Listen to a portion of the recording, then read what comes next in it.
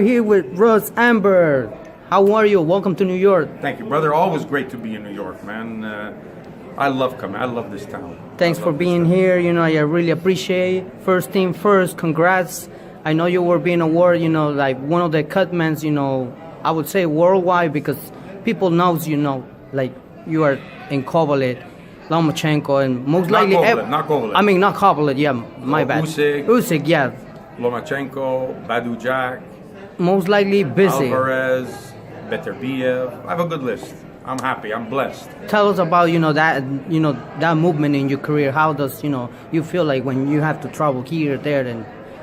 Bro, I love it, you know, and it always good for all humans. We have a little bit of ego, you know, and we like to feel like we're important when we do something.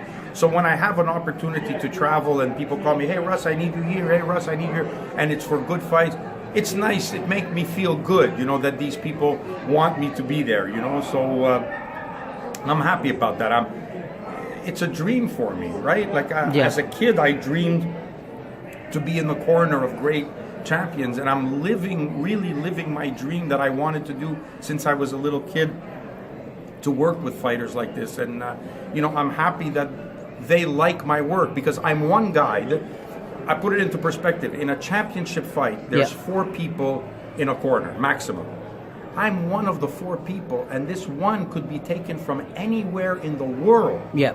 And they took me, you know, so I must be doing something right, you know.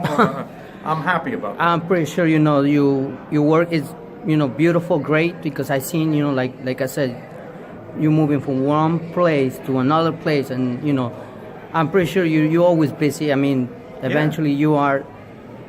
How did it born, you know, that feeling or that career that, you know, the one that you just make for every fighter, like being a cutman? Yeah, you have to understand something. When I started in boxing, there was no such thing as cutman. A trainer was a cutman. Like this was your job. Yeah. You did trainer. You wrapped hands. You did cuts.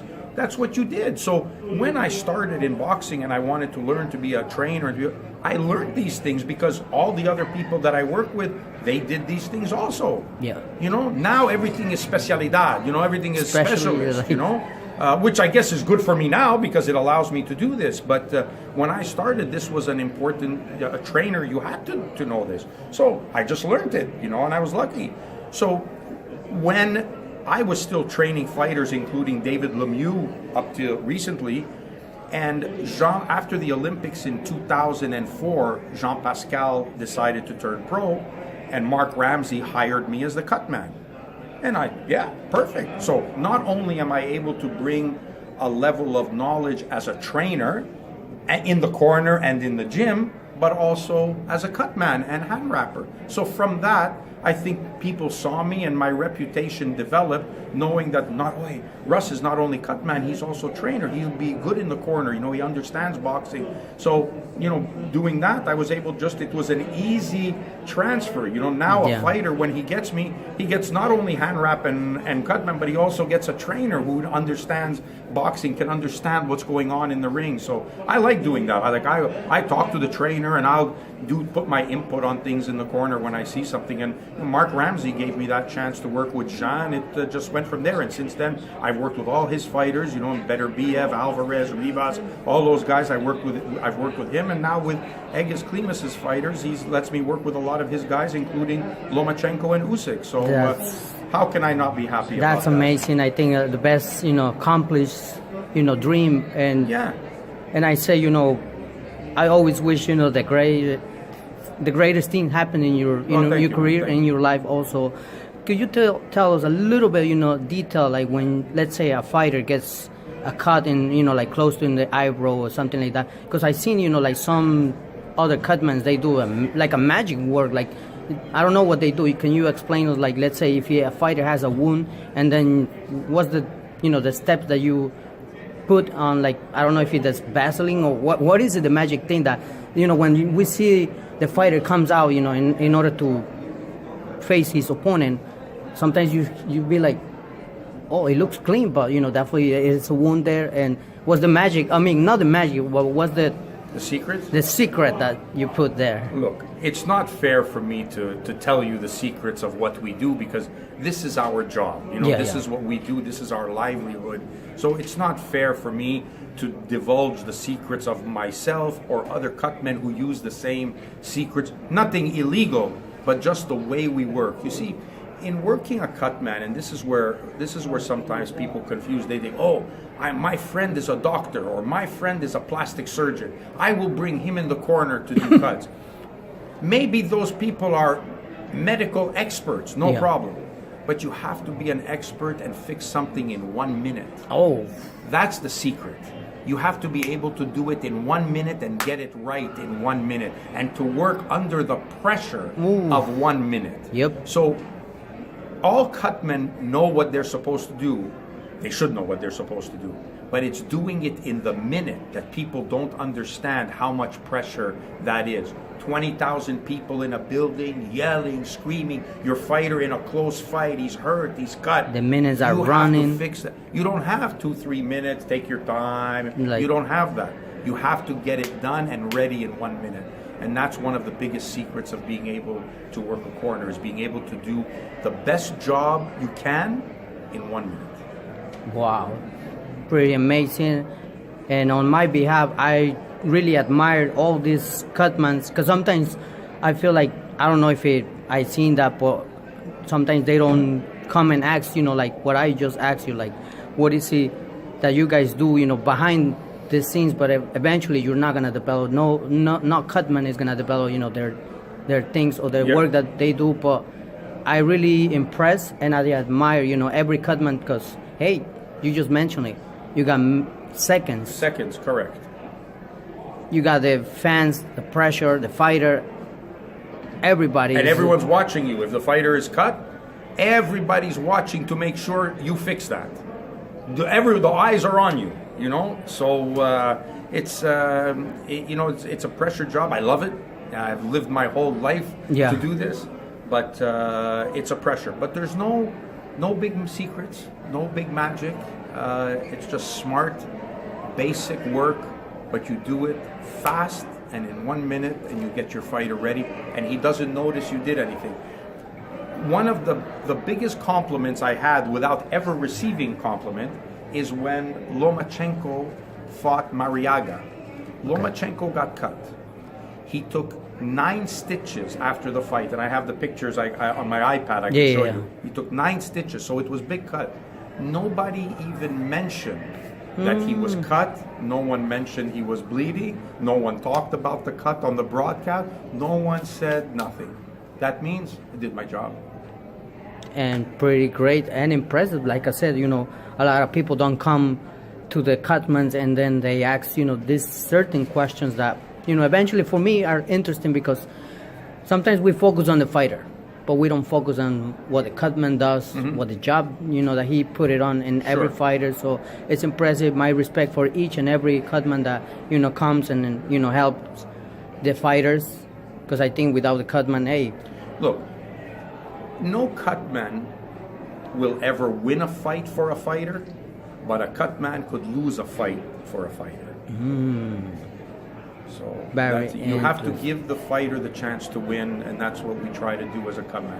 Whenever I'm interviewed about my career, or when people ask me about this, I tell them when I started in boxing, my friends or other kids my age, because I started very young as a coach. I was 18 years old when I started, and the people my age, their heroes were the boxers. And I tell everybody, my heroes had a towel on their shoulder and a Q-tip in their mouth, and those were the guys that I watched. Wow, that's something very like historical, I would say. Thank you. And I know you had, you know, just recently a victory with, you know, with the team and everybody, usyk. Can you describe what was the feeling now that you had the chance to be in the corner of usyk? Well, this is not my first time with usyk. I've been in Usyk's corner since he fought in California against the South African. That was the first time I've been with him. So more than half his career, I've been in his corner. And I have to tell you this, and I don't say this often about many fighters, but Usyk is one of the best humans I've ever met in my life. Not just best boxer I ever met, best human being I've ever met. So, and he is one of the guys, like I was speaking earlier with your colleague about Alvarez being a good guy. He is another one of the good guys who deserve all the good things that have come to him. He's worked very hard to achieve what he has achieved. Nobody has given him the credit. I feel they should be giving him more credit for what he's done. Yeah. Boxing's only undisputed champion and a great guy. To me, he should be the face of boxing as a person of class, professional, and talent. Definitely, I agree with you. Such a humble person. Yeah. I had the privilege to interview him. I think a few years ago when he came again over here. I forgot if it was for the Lomachenko fight, and if I'm not mistaken, he's the first Ukrainian in this weight division, cruiserweight champion, like Yeah, he might be. reigning And undisputed. undisputed. Yeah.